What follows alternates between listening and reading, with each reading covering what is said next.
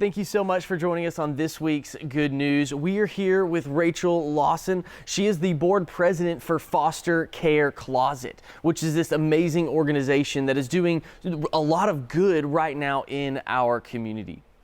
So Rachel, can you tell us a little bit about Smile Foster Care Closet and what you all are doing there?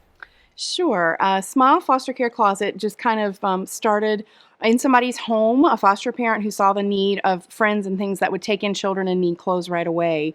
It grew and grew and grew kind of to beyond capacity, and it got turned over to myself and another individual, and we kind of started molding it and shaping it and growing it, and now it is full-fledged 501c3, and we're serving 50, 60 kids a month. And it's definitely a big mission to help foster families support these kids. Yeah, wow, that is awesome. So when a child is removed from a home and they go to their foster family, how does that foster family maybe connect with you all to get that support? Well, we hope through the caseworkers. Most of our referrals come from the caseworkers, and we serve all 8 counties of Northeast Tennessee, so it's a huge, huge area. And I think a lot of people, especially in the further out counties, we're hosted in Kingsport, but in the further counties away, they don't even know that we're here. But we want our word out there so that the families can contact us directly or their caseworkers can. Our only really requirement is that they are working with an organization like DCS or one of their affiliates, Omni or any of the other foster care agencies, just so that we have a caseworker there somewhere in the works. Mm-hmm. That's awesome.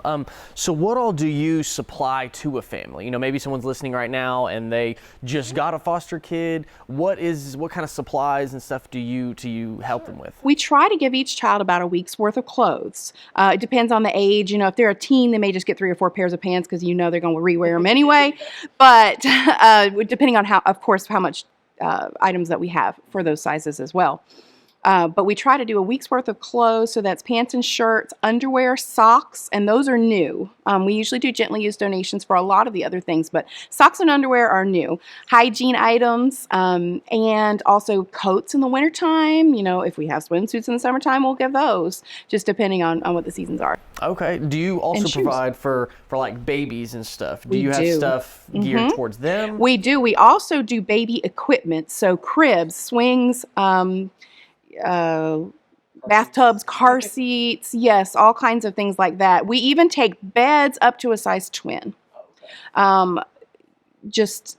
That's one of the things that's needed right away for a lot of people. But we do diapers and infant supplies. You'll take baby monitors and just all kinds of things. Okay, so are you mainly donation based? We are. Okay. Almost exclusively.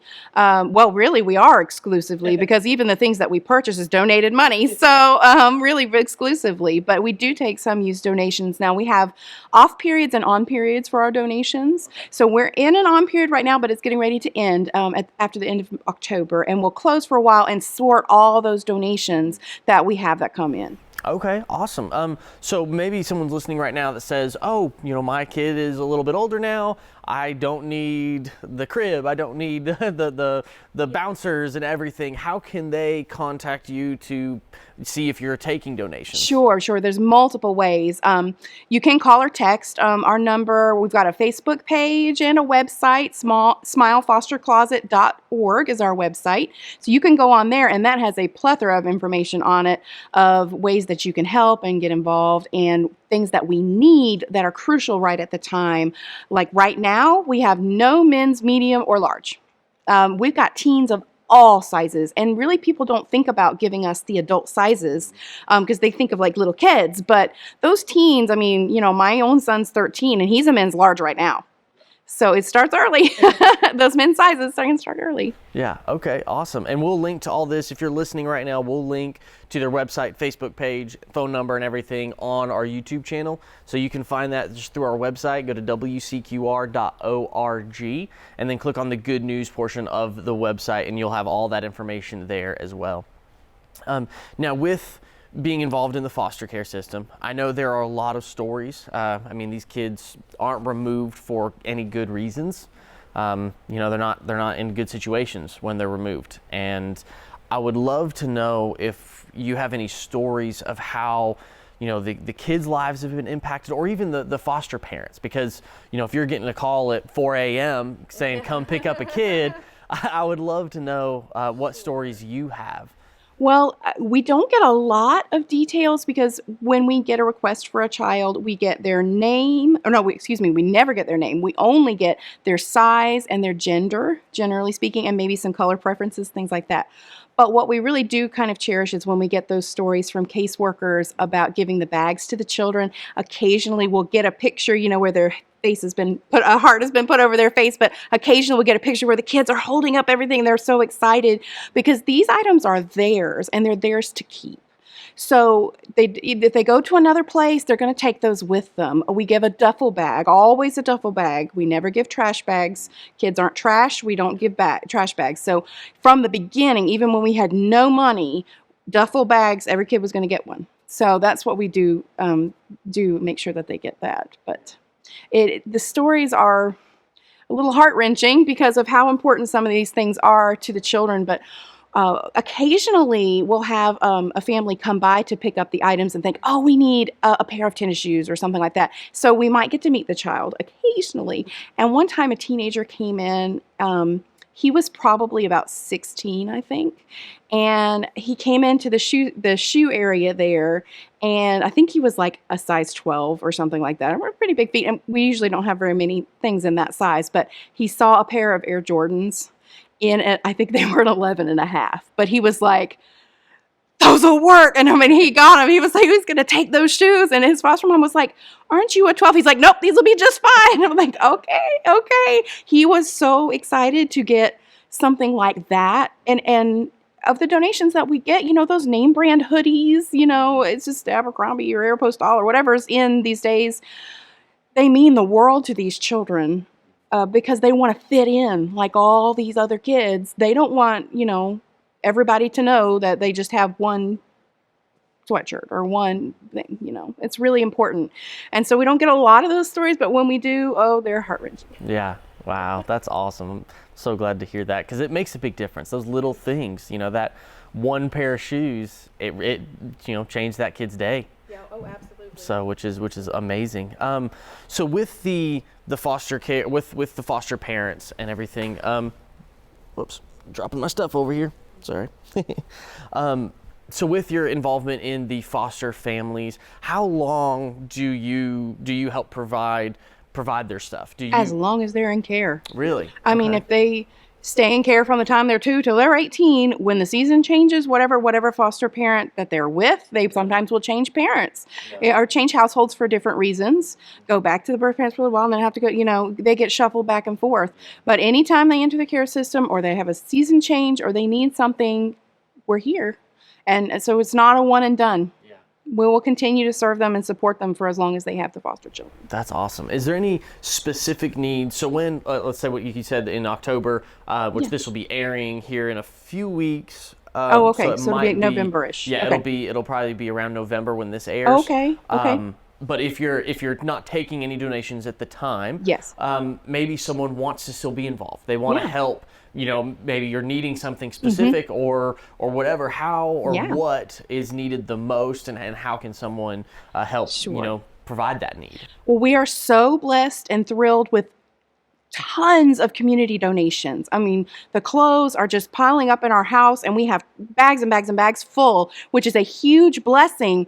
But if we don't know what's in those bags, it doesn't do us much good. So what we really need on the months where we're often not taking donations at the time is help sorting all of those clothes into size and gender and season, so that we can get them efficiently out to the kids. So we have a program that's called Portable Sort, which has been perfect for this COVID time of year. And what you'll do is we will do a big blue tall laundry bag that's about this tall, and we will just stuff it full of our unsorted donations. We send a card and plastic bags and a Sharpie home with you. You pull those out all over your living room or however you want to help do it, and you'll sort those for us and put them back in the little bags and then put them all in the blue bag, sorted and sized for us. So then when we get them back, we just go doop, doop, doop, doop, doop, doop, and they're in there for us to give to the kids. This is the biggest help that we can possibly have Occasionally, you can come to the house and sort clothes with us when we're there. If you really want the hands-on experience, we know a lot of people would prefer contactless. So we can bag those up, we can put them in our drop box, and you can come pick them up at your own convenience and drop them back off again at your own convenience. And it's an easy way to really, really help us get a handle. And then, of course, even during the months when we don't take used donations, that's really what we clothes for. We can always take socks and underwear that are new. Monetary donations are always helpful if we need to all of a sudden buy pajamas in a month that we're not taking in donations or something like that. Okay. Now, how does someone get in contact with you, or what is the best way to get in contact with you to maybe get a basket full of stuff so that they can sort? The easiest way would probably be to go to our Facebook page and just shoot us a message, or you can go onto our website and click the volunteer tab, and it says ways that you want to help. And then you can just pick that you would like to take some portable sort. Okay, now what is your website again? It is smilefostercloset.org. Smilefostercloset.org. And is it Smile Foster Closet on Facebook as well? It is. Okay, perfect. So they can just go to Facebook, type in Smile Foster Closet. That's right. And find it there. Okay, awesome. And we'll link to this, if you're listening right now, again, we will link to this on the description in the video, which you can find again on our website, wcqr.org, and then just click on the good news portion there, and then you will see this video here with the Smile Foster Closet. So make sure you go there and you can get involved and partner with them, or see what maybe they need at the time you're watching, and help them out and help all the good that they are doing for these kids and the foster parents that are really in a difficult time right now. Now, is there anything else you would like to share or like to say to our listeners and viewers right now before we kind of wrap this up? Really just that we are 100% community supported. Completely. We would love some, but we don't actually have any, real business corporation sponsors or anything like that. So we have a shoestring budget. We only have one little part-time employee, our executive director, who is wonderful and has done amazing things. But we can make every single dollar stretch and count. And the support is just amazing from the community. So we really appreciate that. That's awesome. Fantastic. Well, thank you so much, Rachel, for coming out here and being willing to share all the good that you are doing, to share it with our listeners and our viewers. And hopefully, that we can continue to spread the word of what the Smile Foster Closet is doing, and really help being even more good, just coming together. So thank you. Thank you. I really appreciate you having me. And, the support for the foster families is what is so important. These children are important, but if you don't support the families that take the children in, then they won't have anywhere to go. Yeah. And that's really what we're here for. Yeah, that's awesome. Well, thank you so much.